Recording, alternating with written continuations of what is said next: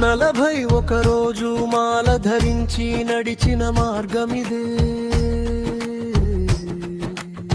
మనసు శుద్ధి చేసిన నియమమే అయ్యప్ప స్వామి దారిదే. కష్ట సుఖాలకు అతీతంగా జీవితం మార్చిన దీక్షనే శరణం శరణు అయ్యప్ప, పుణ్యఫలం ఇచ్చే దీక్షనే శరణం.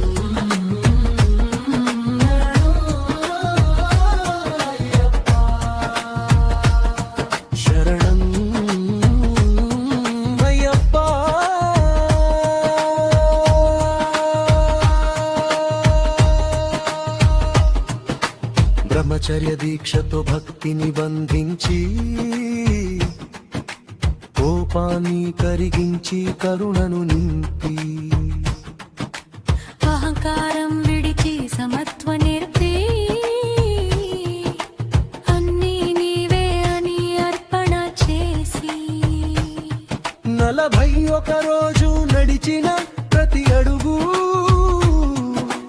పాపాల్ని కడిగే పవిత్ర యజ్ఞము శరణం.